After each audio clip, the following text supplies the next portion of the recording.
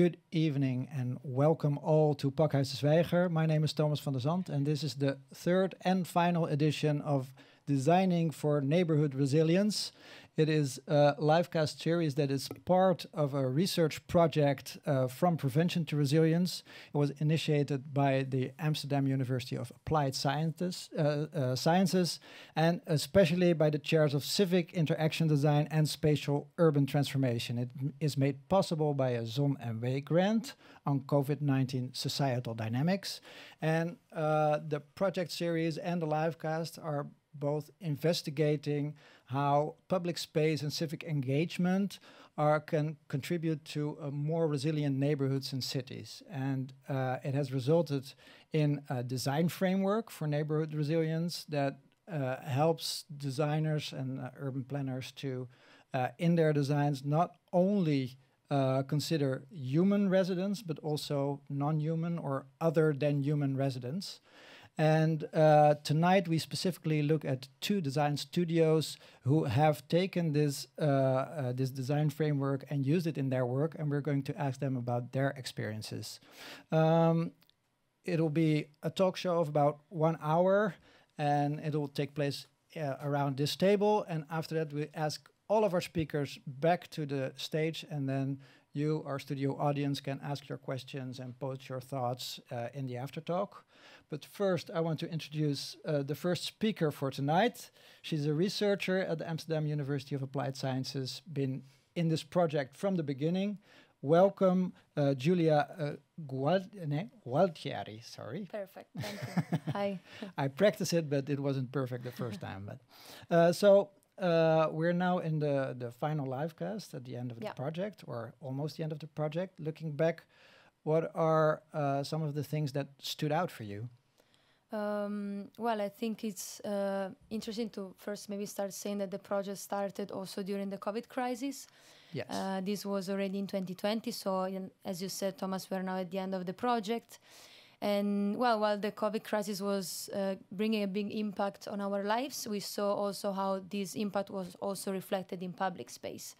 And that's our expertise, so that's what we were focusing on.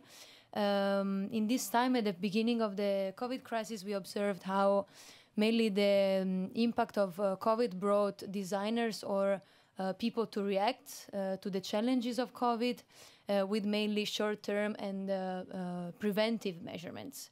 But at the same time, we were wondering how can we actually, through design, push this shift from more preventive measures to more resilient and long-term design interventions. And that's where the actual title of the project comes from. So that's also what neighborhood resilience is that you're not reacting to something that happens or not preventing at the later stage, but also already are designing your neighborhood so that it can react to different kinds of stress. Yeah, to be prepared also in case of future strikes, pandemics, or other types of shocks. Or maybe gas prices going up or something like that. Yeah, that's correct. And well, with this in mind, we thought, how can we, through design, support this process, this sort of shift, and we developed this design framework for neighborhood resilience. Yeah, I think we've got that design framework on screen. Maybe you can tell a little bit about it, what it is. So, here it is. Like I said, it's designing for human residents, but also other than human residents, correct. as we see here.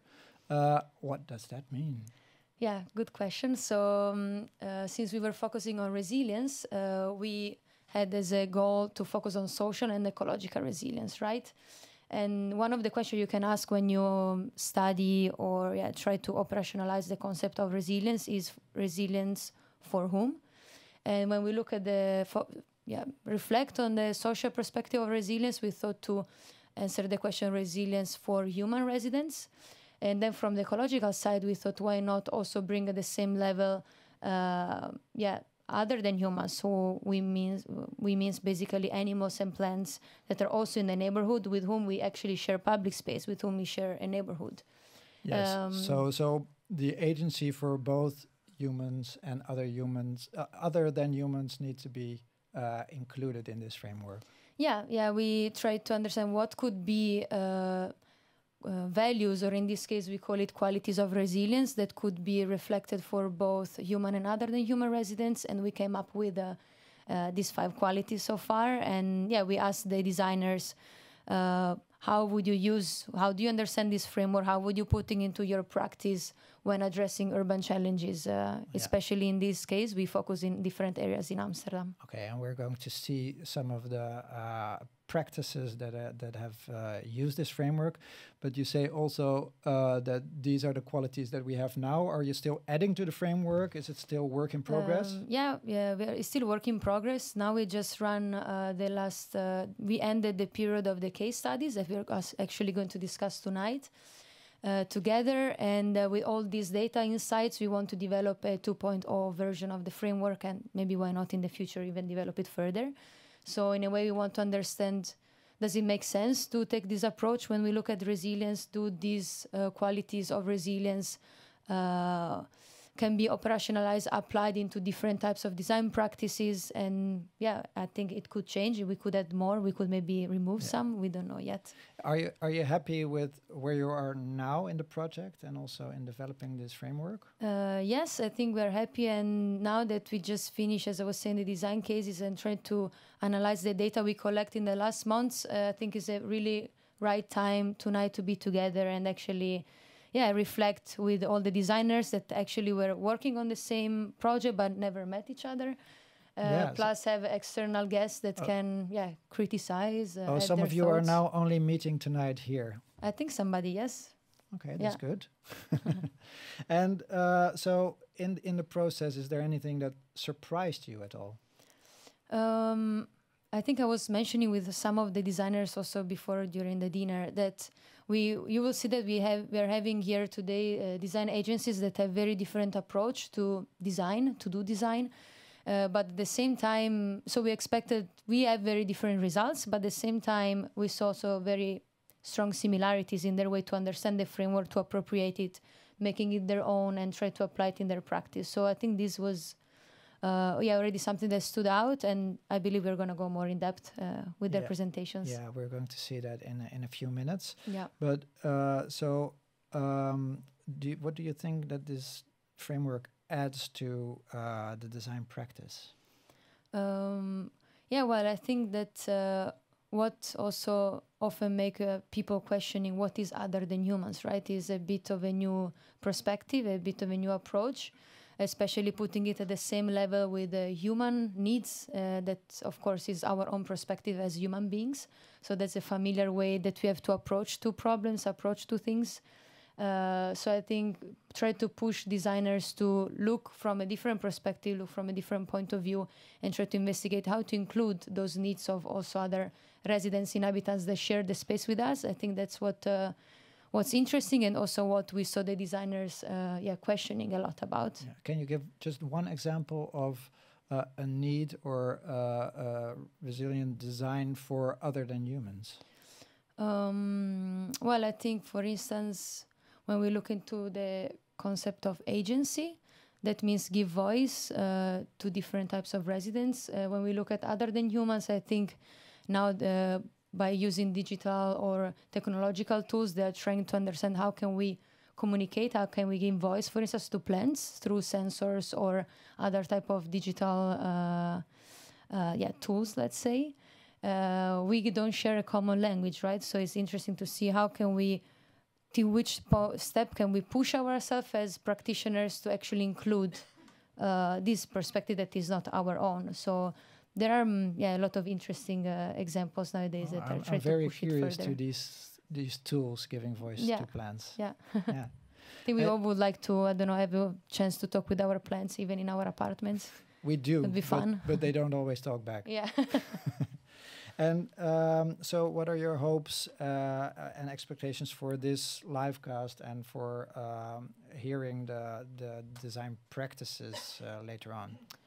Well, I think we're also here to have a good time, a fruitful discussion, have fun, a part of everything, and maybe go home with some more interesting piece of knowledge, piece of reflection to think about. And also trigger designers to think a bit out of the box or think new ways to do their practice. Yes, and after this project, how do you see the future? Hopefully bright.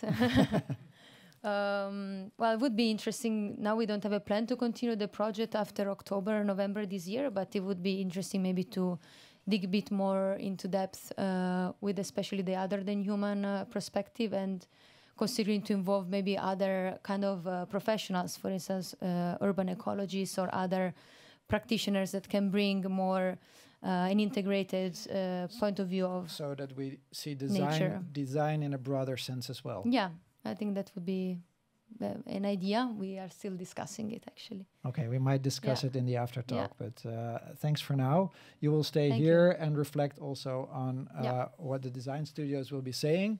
I would like to invite Filippo already to the stage because he will give a presentation by UN Studios case at the Rode Kruislaan in Diemen. And Filippo, the floor is yours. Thank you. Good evening, everybody. So the way, so first of all, my name is Filippo, and I'm an associate director at UN Studio. I'm part of a team that I lead. It's called UNSx Experience. It's a team of badass multidisciplinary talents. Together we do. We bring in a kind of a different approach than the architects. So we mix perceptions. And what was our job to be done here? So we really looked at on one way designing or researching through design to understand the perceptions and the point of view of the framework, but actually to kind of really question ourselves, why are we doing the things that we are doing? So the results of what you will see is not really what it is, but it is why are we doing that? So that was the mission, what we worked on. How did we tackle this challenge? Well, we we have two things. On one way, we took as a part of the exercise the framework, and on the other end, we have our own process, our own way of looking at things, and these are the two systems that we put together. The framework has this kind of human and other the human perspective, and our process is a little step iterative. They went from site visiting to look and how we work together, and I will guide you through this process. So the first thing is we had to site visit. So here is a map where we are based, and that's where we had to go, not far away. So we roamed around, took a lot of pictures, and look at the qualities over there, the things that don't go good, but also a lot of the things that are actually really good, and trying to have a kind of a neutral understanding of it. The site visit led to a lot of conclusions that what we put in our notes. Then we went to talk to some of the users. We went back in different time of the day, in different parts of the week.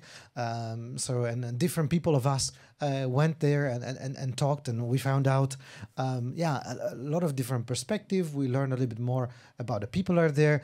There's a lot of different conclusions out of it. That was very insightful. And then we run an impact goal workshop. So we were interested in, so why are we doing that? So what kind of impact are we trying to generate? That was also very insightful. I think we came through three directions. We were very interested in strengthening the identity of the place. We were interested in celebrating nature, and we were interested in kind of weaving the local communities, the local people that live there. These are, I think, are the conclusions of this impact goal workshop. Then we thought, well, we don't know enough of that other than human, so we're not other than human experts, so we need to bring in more people to the table. So we made some calls and tried to bring the right experts on board, and they gave us some perspectives, some maps, some insights, less insightful that we would like to have, and we brought this one into a co-creation workshop. So we brought all that knowledge into it. We recalled the same people that we had in the impact goal workshop, and here we go. We sit all together, and then how might we design this space? How does it work? How do we tackle that? And the result came into, well, 3 directions. We thought of bringing a kind of what we called social platter. We were interested in bridging landscapes and in the idea of a market space. So these were the 3 directions that came out of these workshops. And then we tried to define a concept, a vision for it. What could it be? And we really focused around the activation of the spacing, reusing as much as possible the existing assets. How could we reuse them? How could we make them alive? And how could we do that? And so this concept vision, so we went back to the drawing board, and then so how do we do that? And working, we came up with 2 macro ideas. One is that of sort of a more place-making concept, so we called it the confetti parklets, and the other one is the sort of a more programming concept. So one more tangible, and the other one more less tangible, so more empirical. The parklets is the idea of bringing in small, soft intervention, detached from the building, smaller elements that kind of bridge in the sort of the human and the other than human, so creating a perspective for both, and through plants, through elements, very very tiny, but to extend that and to spread it around the site, even in the continuity, and through that to connect, to allow to connect different parts, and but keeping this perspective in mind and responding to all these kind of goals that we set at the beginning. So can we match that? And so for each one, we looked for the right aspects to do that. The second part of so the kind of more programming part of it dealt with a series of garages that are now on the ground floor, are used for cars. Well, cars are hopefully maybe less in the future. So then we can reuse these garages in a different way. This is how they look today, and this is how we imagine they could change. So they can bring in more markets, sort of more maker spaces inside, create better sense of community, be used in different ways, so to kind of reactivate in the same spaces, give them a different purpose, and kind of reconnect in a different way, respecting the sort of other than nature of like day and night. How do we work with this kind of temporality, also with sound, and with the users that are in it, and do we match those input goals? Yes. So we kind of really carefully looking how that is, and this led to think, so how do we further develop this, and what do we learn? What did we learn from it? So the learning is very much about bringing a different perspective. We learned that we don't know enough about the other than humans, and then we have very little tools to do that. There are very little people that are expert of other than human perspectives. So there's very little maps on the website of the municipality. You have all sort of regulations about sound. How do we respect humans? How do we bring all the topics are about inclusivity, but those are human topics. So we found very less less other than human literature. Where do you study that? So that was very insightful, because we now have a sort of a new lens through which we look at project when we design, and that was incredibly refreshing. How do we see the future of this? Well, we would imagine that that we can bring this perspective into sort of a more rational and a more irrational way. On the other hand, we can think of all other than human budgets, other than human constraints, other than human phasing. How do they relate? How do they correlate with each other? Who supports what? This brought us to more questions and to a better perspective, and that made us really really excited about this journey. And we actually think that we would love to bring it forward and see where it leads into. In any way, we will bring it forward in our other projects. And thank you for listening in. Yeah. Thank you very much. Please join us at the table. And I'm really happy that, please give him a hand. I'm also very happy that more questions make you excited. Definitely. We are going now from the southeast of Amsterdam to the west of Amsterdam. I would like to invite Emiel Wolf on the stage, and he is going to talk about the Voor jou, voor mij program by the beach in Osdorp. Yeah, thank you. Your press next. Yeah. So, hi everyone. I'm Emil, and I'm here to tell you a bit about Voor jou, voor mij.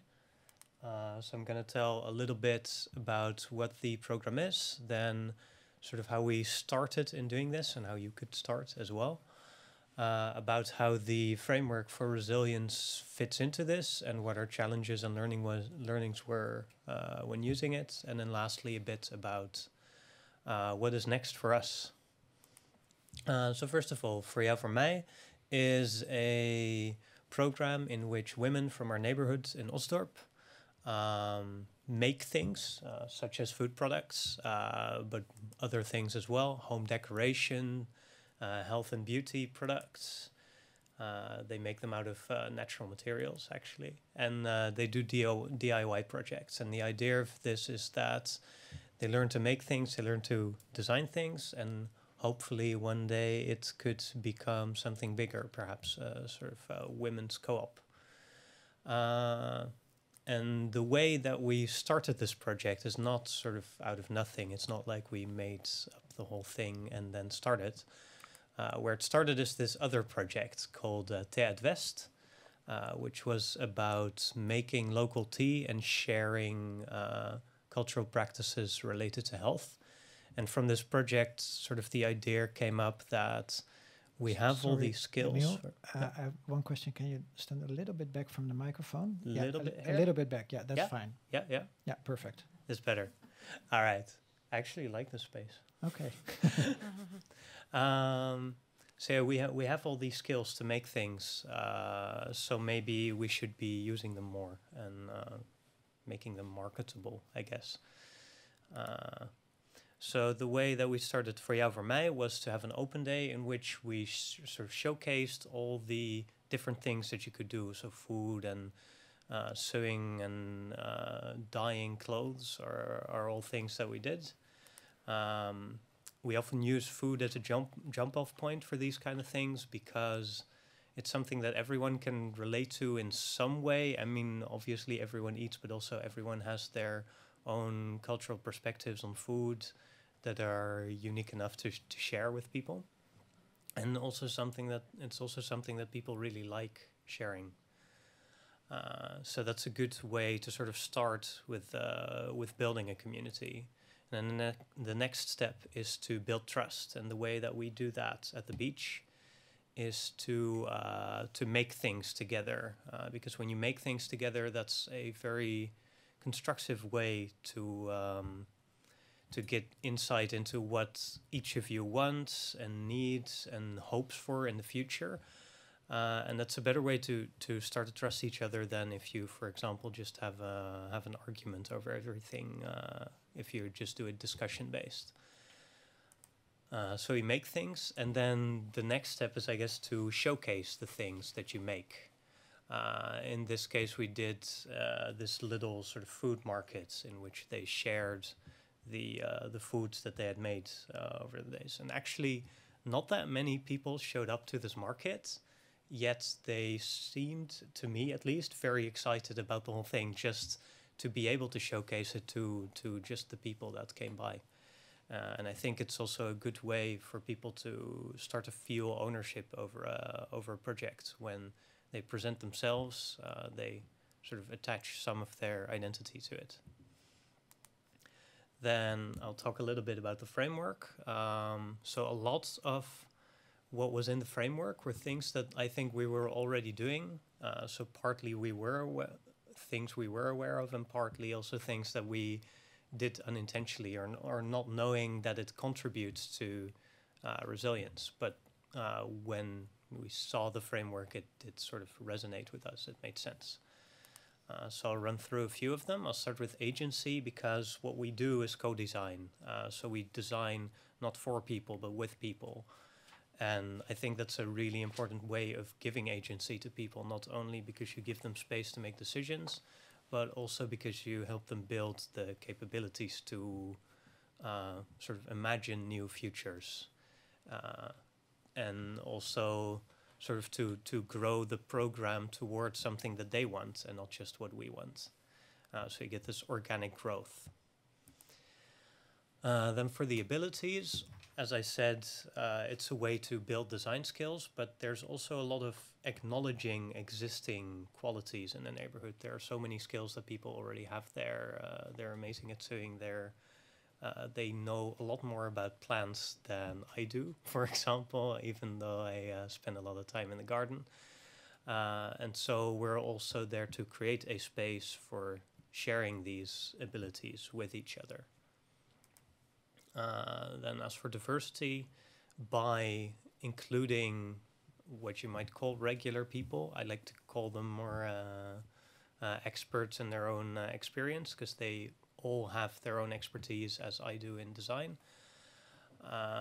And they all bring different perspectives to the program. And I think that's the best way to create a program that not only resonates with a lot of people, but that also can take a hit. So we had sort of multiple leaders within this program. We have had other projects at the beach where there was sort of one leader who was doing the whole thing, and then when they leave, the whole project kind of falls apart.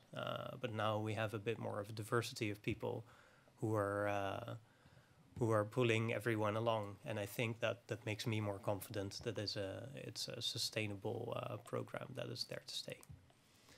As for connection, I think the main thing for us is the personal connection with people, to really sort of connect on a deeper level and understand what's going on in their life. That's something that you need in order to start trusting each other and to make constructive things together. And then also these sort of multiple leaders that I mentioned, they also bring in their own social networks, and I think by this everyone can expand their networks, and if they lose one, then they have a new one to come together with. And then lastly, rhythm. To sort of gain trust with each other, you have to be there together at the right times, and I think that's also where the other than human comes in. You have to be together with plants, for example, in the right time in spring, and that's something that we can, I think we will work on next year, because I think this year we started maybe a bit late with the planting. Then for the challenges and learnings that we had with the framework, first of all, the first thing we did when we got the framework was to translate it. And we did this in 3 ways. One was to make it into something physical, tangible, that is in the space so that we can share it with everyone. The second way is to translate it to Dutch, because not everyone in our neighborhood speaks fluent English. And they shouldn't have to in order to be part of the program. And lastly, we translated it from academic speak to regular people speak, which is maybe a bigger barrier than Dutch to English. Secondly, I think a big part of what we do at the beach is to spark people's imaginations. And the framework helped in this in part by giving us a lot of inspiration for these are all different things that we can still do to build stronger communities. But also, we did find it hard to be sort of in this boundary box that we had to fill out. And so we would like to see the framework maybe become less of a frame to stay within, but more a core to build out from, so that there's more freedom of movement for us there.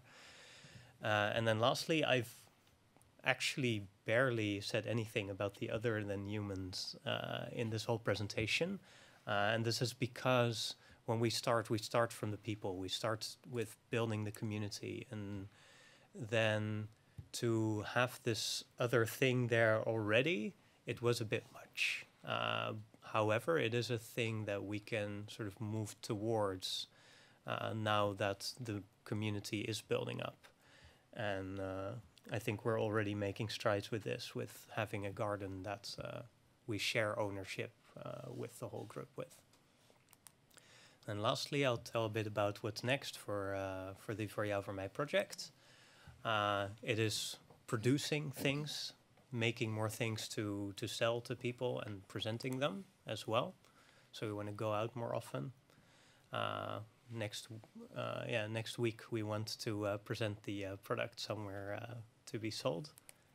And lastly, its branding is something that we're working on. So it's a thing that we do collaboratively, so that everyone gains ownership over the entire program, over the entire project.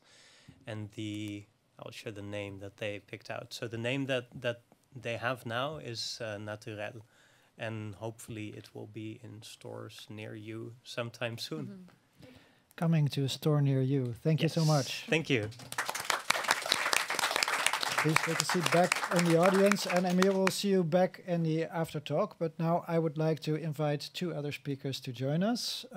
Yes, Hannah Olhach from The Beach program maker. Hello. Hi. And just a short question, because you are from the same organization. Yes. What was your role well. in the project? I'm one of the program makers of this project called Voor jou en voor mij, together with Leonique Bontje. And we started this project. We also were working on Theat West, the project that mentioned earlier, the beginning of this whole thing. And that was the beginning, actually. Okay, welcome here. Thank you. And then also Indira van 't Klooster. Please join us. You're director at Arkham, and you've actually worked with an earlier part of the framework, or an earlier version of the framework, and you've also listened to everybody here. Maybe you can tell a little bit about what Arkham is and what you did earlier in the project. Arkham is the Amsterdam Architecture Center. Oh, can we hear you correctly? Do I need to speak more closely into the mic, or maybe just Maybe you can take the mic a little bit towards you. this? Yeah, that's Yeah? fine. Thanks. Okay, so Arkham is the Amsterdam Architecture Center, and we were asked by the Hogeschool to test the framework like UN Studio and The Beach did. But now that I'm listening to their presentations, I see that they made a really clever move, because maybe The Beach used the framework to test an existing social situation, and UN Studio used the framework to test an existing physical situation.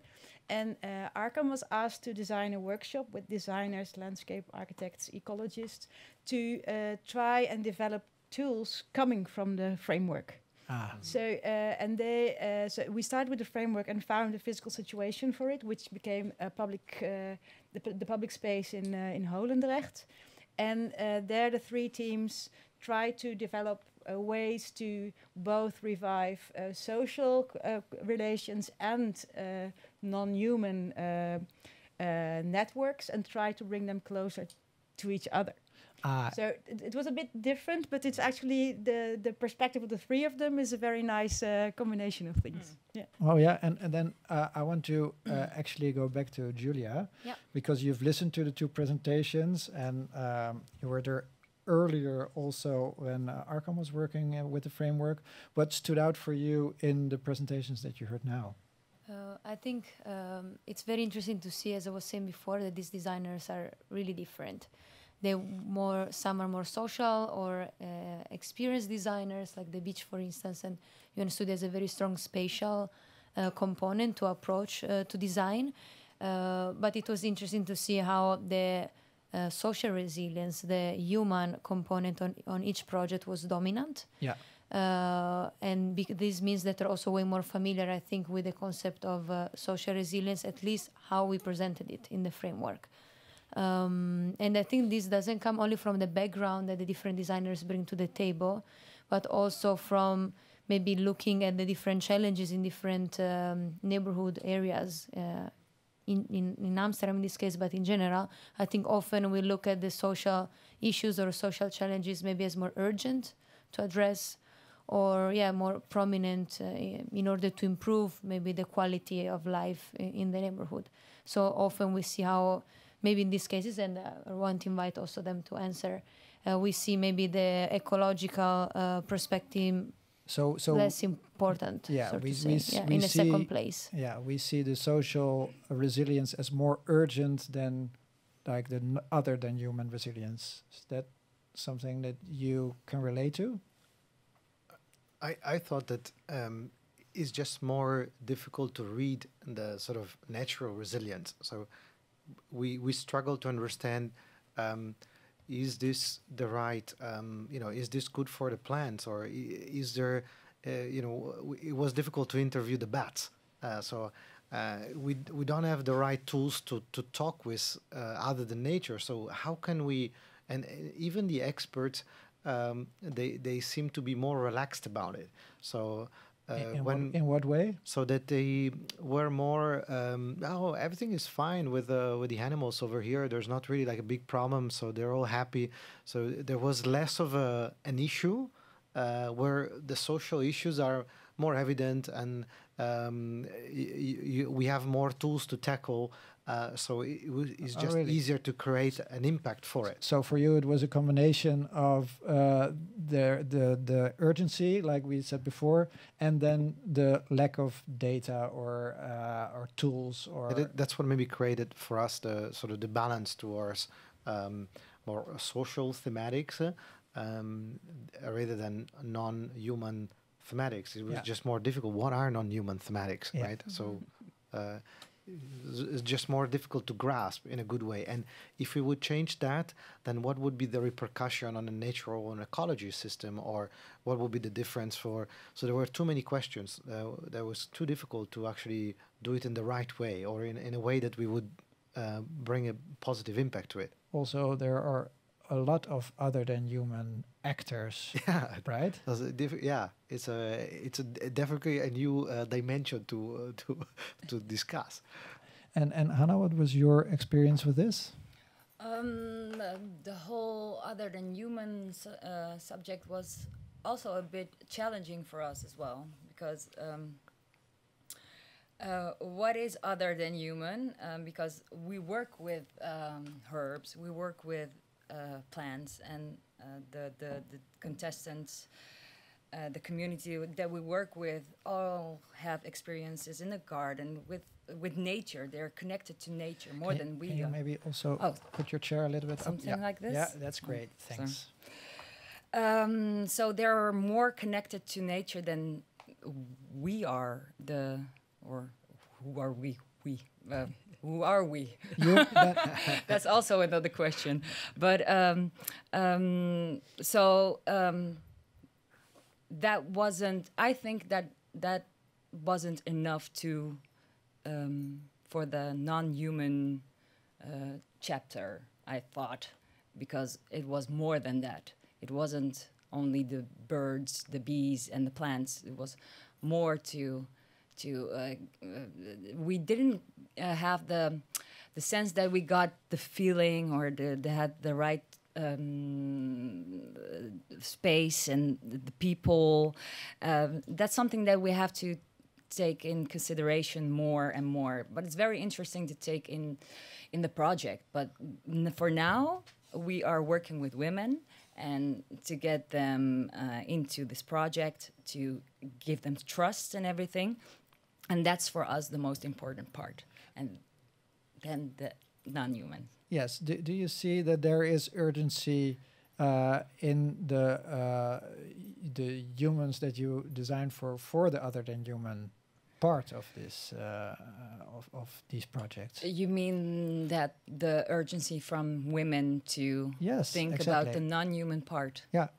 There is actually, because everyone, if you see in areas like Osdorp, there's a lot of concrete, but there are a lot of big trees. There's two of those things are very big trees, big buildings,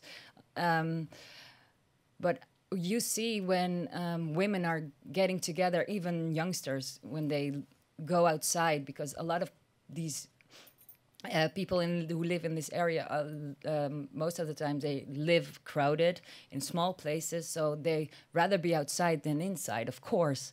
And if we manage to make more beautiful or better public spaces for humans, then the inhumans will also be thriving, I think. So maybe it's a win-win situation. But first we have to tackle the other issues, and there are a lot of problems still in those areas. So that's difficult, really, because that's something that we were discussing all the time. So, but first we have to tackle these problems first. There's a lot of poverty, a lot of isolation, a lot of problems, real problems. Yeah, so you do prioritize. Yes. Yeah. That was our first main, actually our focus. I don't know if you had that same thing. Yeah. And Indira, you were talking about developing tools as well from this framework. Yeah. For us, the design charrette coincided with the architect in residency of Thijs de Zeeuw, who actually tries to get into a dialogue with different types of nature. So at the Oosterdok, the waterfront in front of Arkham, there is the eel that is passing by. And so he was trying to develop instruments to talk to the eel, to listen to the eel, to try and find out what kind of space he was living in. What kind of instruments were they? Exactly. Because I just remember that, or I'm bringing it on the table now, because Filippo said there is hardly any information of what the animal or the non-human wants, which is exactly what he was doing. So, and maybe also inspired by that, and because it coincided, the research of the teams was very much focused on trying to get a way to connect to the non-human. And there are actually various ways to do that. And also the teams found it important to do so because they stated that whatever is good for the non-human is in essential also good for the human. Of course, there are you can prioritize, but once the non-human is happy, usually the human is also happy. But maybe different problems. That's true. And but so they try to find ways to try different perspectives on to develop different heights that animals, trees, humans, or are looking into public space. And also developing, for example, a day and a night map of how public space or park spaces are being used, all these public areas. So, and that's maybe one of the other things that we, with the teams and as Architecture Center, learned from the toolbox, is that one way of creating more awareness of the need and the importance of bringing the non-human into the design dialogue is to find new ways of asking for this information. So, for example, the way you map areas. If you look at an urban plan, it starts at the Maaiveld, let's say, the square space, and then it goes up. It never goes under. Yeah. And if you would know more about how the soil is actually how it is, what it is made of, how it is used, what's living there, for how long, what period of time, when does it grow, when does it sleep? Then you make different decisions. Then you make different decisions. So it's a way of trying to combine the above and the underworld together and in making a more inclusive design. But it's also very difficult to do that all at the same time. Yeah, but it is where we need to go anyway. If you want to make more nature inclusive and climate adaptive areas where humans live in, you need to take into respect the non-humans that also live there and have their needs too, because without them, the humans can't live. Yeah. So we need to find new ways and new approaches to design and to bring the two closer together. Yeah. So let's talk about human resilience for a little bit. Because I wrote some things down that also Emile said, and he was talking about first building trust and also translating the things from the framework into regular people speech, as he mentioned it. Can you tell something about the experiences that you had with that? Talking in a normal language. Yeah, but how does this work? What kind of translations did you make, and how did it work? The translations are first of all, this group is very. There is a big Moroccan community, and there are some English-speaking people, and there's also one. Rudil is over there. She's one of our co-designers as well, actually. And she's part of the project. So sometimes I speak in English and sometimes speak in Moroccan, sometimes Dutch. It's making it all clear and so everyone can understand. It's like it's managing. It's actually where I'm managing the thing, right? Just translating things in very simple words, because some of the people that we work with, it gets lost in translation. Of sometimes. course. Did you translate the basic words like agency or rhythm? Because you could also change them to make them more. Yes, we did. Tangible. We did. What are the examples? Do we know, Emile? What did we? They were in what did- Emil presentation. Yeah. You can say maybe. Don't make Maybe, me say in Dutch. if you say it, I can repeat it so that it's also on. Are those the words? There. You Yeah. partially see Yeah. them there. Yeah. So, So skills and kennis is better to understand than, for abilities. example. That's abilities, Okay. Yeah. diversity and connection, verbindingen. yeah, it's I think a good example is all the way at the bottom of the screen where we translated other than humans into Planten, more of a dieren. list, like plants, animals. okay. So other than humans is great because we think of we always think of humans, and we have to look at residents that are other than human. But if you just say plants and animals, then everybody understands. Yeah. Okay, yeah. Yeah. But there's also an ander leven. Ander leven. Ja, een andere leven, toch? Yeah. So Yeah. different life. Yeah. Yeah. Yeah. That's also taken in consideration. But yeah, those are the words that we use. But also with this needs translation as well. Ritme, ja. Wat is ritme? So we have to, but everything it's very time consuming actually, but it doesn't matter. We want everyone to understand. That's the whole purpose and Yeah. the whole, so everyone can join. Yes. That's the whole idea. And you've also, you've been trying out this framework. Filippo, maybe what is your experience of the benefit of using the framework? So the way we think it was very good was, well, first of all, to just open a perspective on the other than human, but in general, we found it a good tool to align all the stakeholders that we had on the table. And let's say not as any frameworks, but let's say frameworks in general or tools are in this case this tool was really good to have conversations with also the stakeholders that were maybe not directly interested into all the other topics. So we had different stakeholders into it, and that allowed for a better communication. We always, I think, using it, we always thought, we could improve that or we could do that. And that's the discussion that we had as part of the research. So did you think about stakeholders in a different way as well? Well, definitely. I think it was interesting to have Rosdale, which is the kind of the owner of the development themselves, and they have their own perspective towards how they manage the estate and how they work in the physical space. They have their own stakeholders,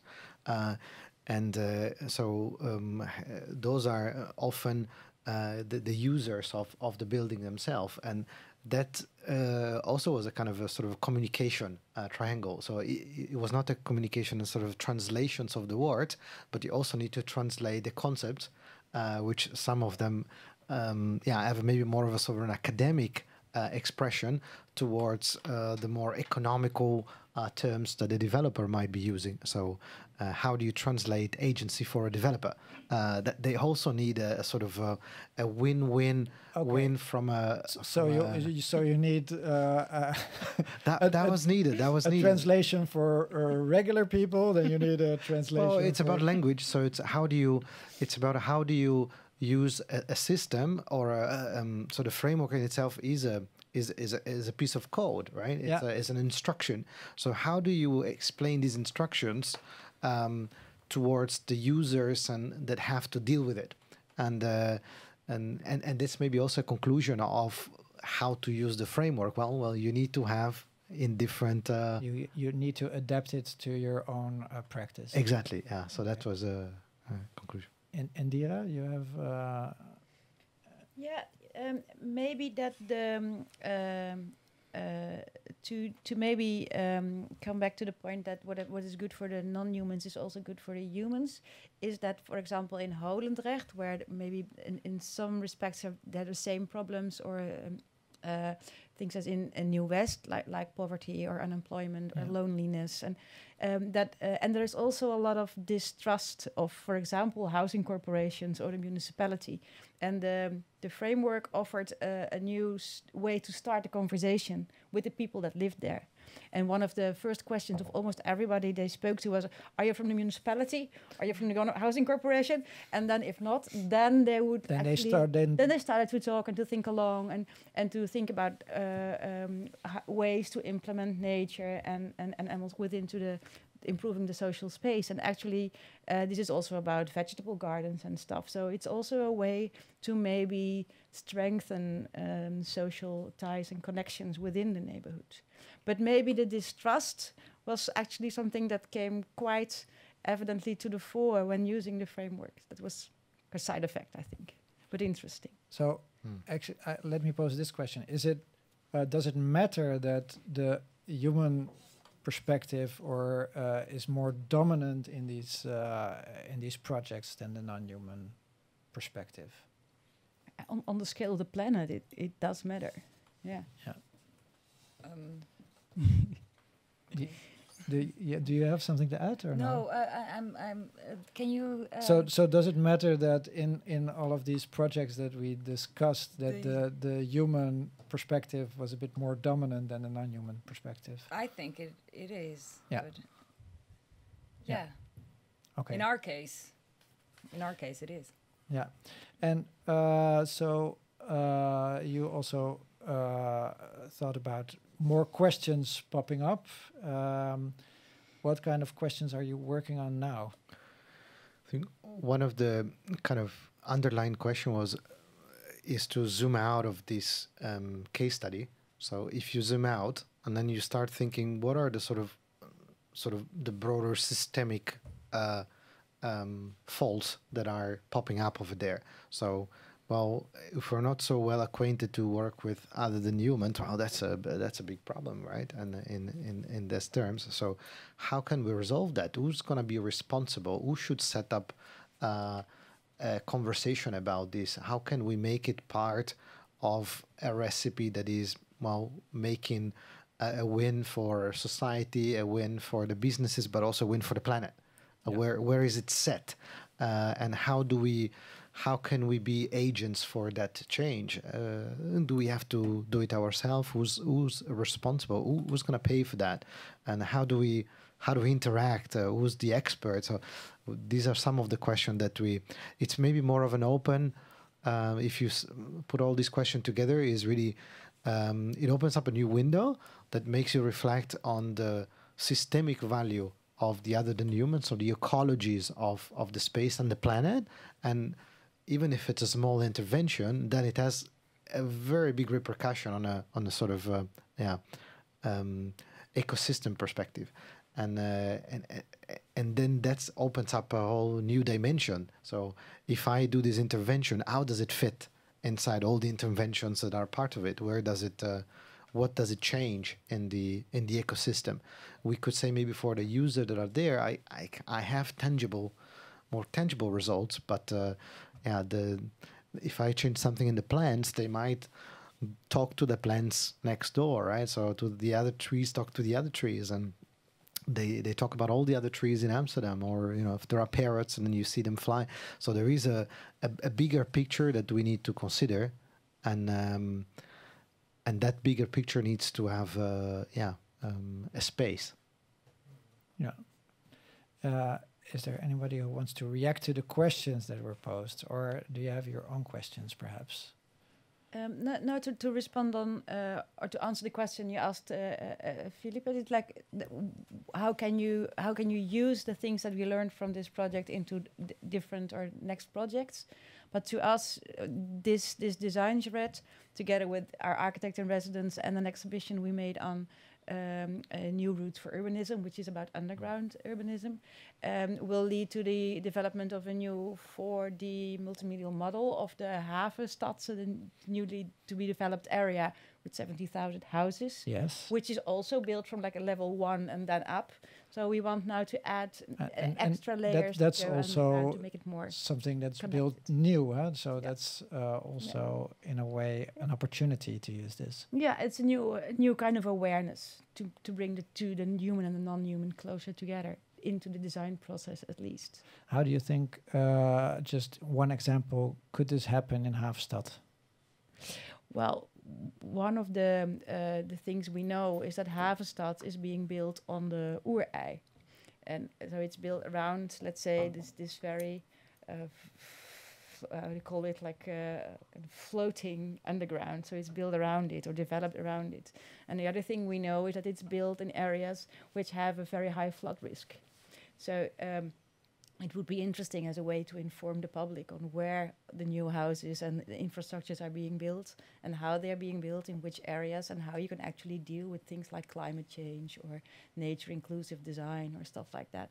And then you would also need to know about the quality of the soil, what kind of plants live there, what kind of animals live there, how you can connect the infrastructure underground to the infrastructure above ground. Yeah, so the soil would be very important to get the resilience also for the other than human residents. Yeah, well, it changes a two-dimensional perspective that we are used to on a map to a three-dimensional perspective. Yeah, which is actually quite interesting. Very interesting. For us. Yeah. and Hannah, do you think you will be using the framework for future projects as well? I think so. We already are working like the framework was set up, and that was our way of working as in the beginning. But I think Leoniek and we as the beach will use the non-human section more. I think to keep that in mind and just to put it in our project more than now, I think, more than we are working on. And just a question for all of you, how can we develop more tools and more knowledge, and how would you like to work together on that, on the non-human part? So I'm very curious. Is there anything in place or anything going on in that respect? Well, that's the interesting thing. So we need to find ways to communicate with elements, plants, animals, but maybe also temperatures, climates, winds that don't speak a human language. So we'll have to develop a new dialogue to do so. Okay. Yeah. I don't know yet how. Okay. No. Work in progress. Work in progress. And so I would like to close with you, Julia. Just looking back on everything that we talked about, what are your thoughts and also going forward after this? Yeah, I think something that we maybe didn't state clearly, but I think the discussion was going that direction. Maybe we can talk a bit more in depth in the coming half an hour. Was the problem or the question of scale? Yes. Because we see often when we look at because we demarcate our research goal at the neighborhood scale, which bring us to maybe design for a hedgehog or design for the bird that is right outside our window. And we could have maybe a multi-species approach to this. It's very different from designing for migratory birds or something like that. Exactly, as well. Yeah. But then, as Indira was pointing out, this small change, or also Filippo mentioned it, at such a small scale can have an impact if replicated at the ecosystem. So maybe it could be interesting to try to go beyond the neighborhood scale, as we have been thinking along so far along the whole period we were working on the project, and consider maybe write a narrative, how this can impact, more clear narrative, a stronger narrative, how this will impact at a wider scale, or maybe even just less defined, develop a 2.0 version of the framework that goes beyond the neighborhood. I think this is something maybe we can also discuss a bit more later. What kind of scale are you looking at? Well, we could directly look at the city scale or a regional scale. When we look at ecosystem, we can look at the planet scale almost. And well, I think this was a very fruitful discussion, and really happy we had the chance to look into the framework and all the case studies all together. And I believe as a team, as a research team, we are really looking forward to develop this new version and see, maybe to iterate it one more time together in the future, or see where it can go. Okay, I see some people nodding, so might go that way. Thank you all very much for being here and joining the discussions. We'll continue with our studio audience, but for now, for the record, I would like to have some finishing remarks. This was the final From Prevention to Resilience event, and if you want to learn more about the design framework, you can look at the website resilientpublicspaces.nl. If you want to see what's next at Pakhuis de Zwijger, you can look at our agenda. And for now, I wish you all a very good night. Thank you very much.